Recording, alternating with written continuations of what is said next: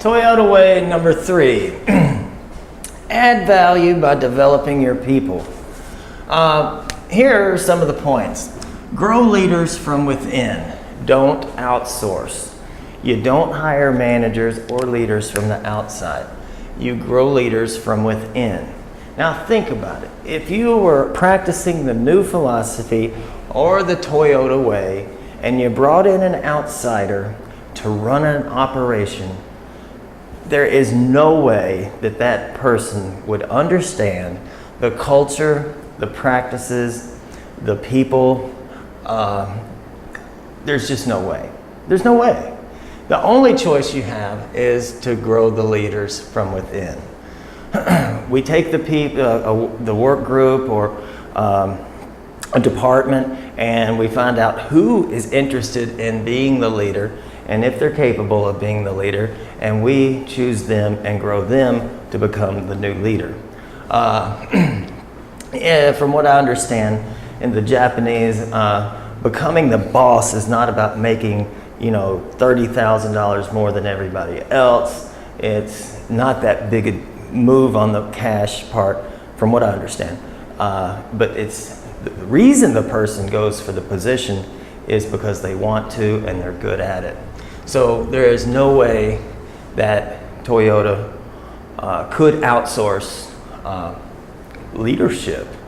And that goes with dimming as well. You guys, once you've spent 6 months, 8 months, a year studying dimming, and then you begin to put it into your company, there's no way you can hire a manager. They won't be thinking the same. It's unless you wanted to hire them to sit on the sidelines and coach them for months and then let them into the organization. Or if you do outsource, then you're going to have problems and it's just not going to work out. Now, the leader's job is more than accomplishing tasks. They must understand all the processes, just like we covered in the last video, and they must teach and be role models. They have to understand the processes. And in fact, the leader's job, if we were to outsource, there is no way they could come in and quickly or even in a while understand the processes and the reason behind the processes. Now, create a strong, stable culture. We don't do that very often. I don't think there's many managers out there that are going, what is our culture? How would you define our culture? What are we about? Have we instilled it in all of the employees, and especially the frontline managers? And do we monitor it? How many managers out there actually say, wow, if I make this decision, is it within, does it go along with, does it agree with our culture, or does it mess up our culture? So here we create a strong, stable culture.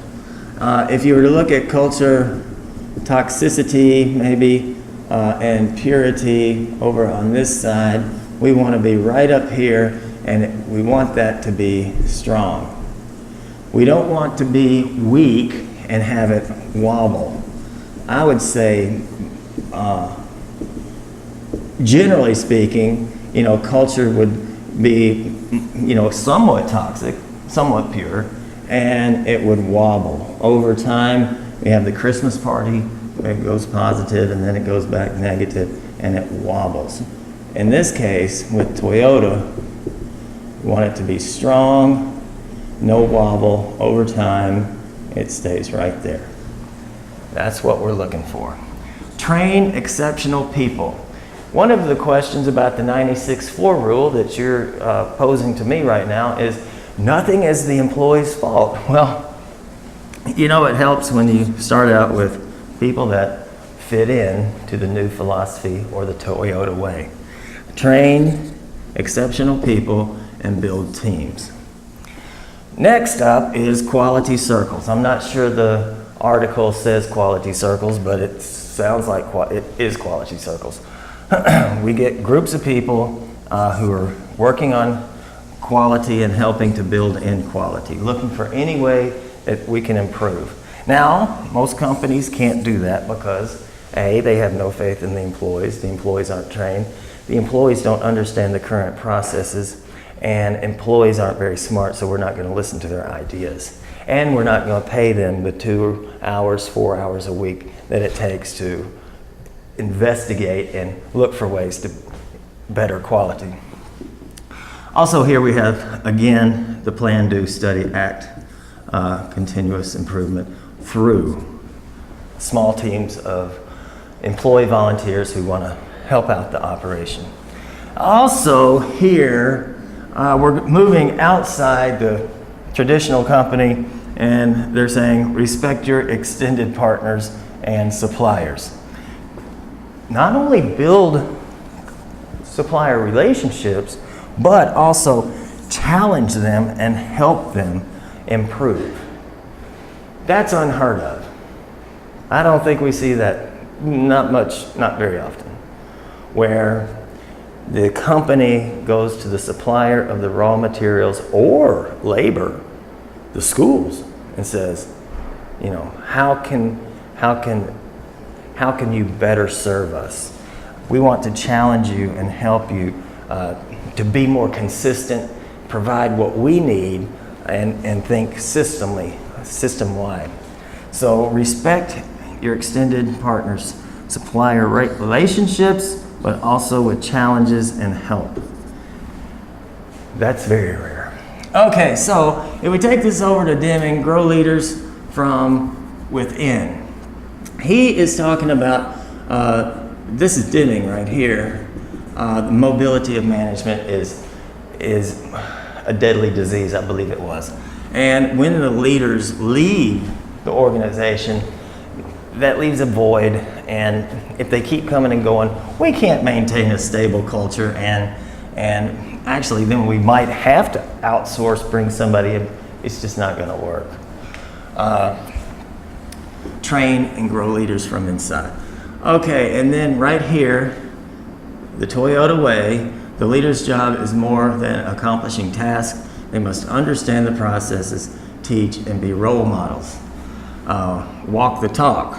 And that's where Deming says, have management move towards leadership. Create a strong, stable culture that supports the Toyota way, which is Deming's new philosophy. Train exceptional people. Train. Deming also says, screen, screen, screen. So we get exceptional people. And also with the quality, that's his continuous improvement. Here, embedded in the Toyota way, is Deming's supplier relationships and systems thinking. Not just thinking about us as a system, it's not like that. Our system includes raw materials, employees, and customers. So there we go. Number 3, add value by developing your people.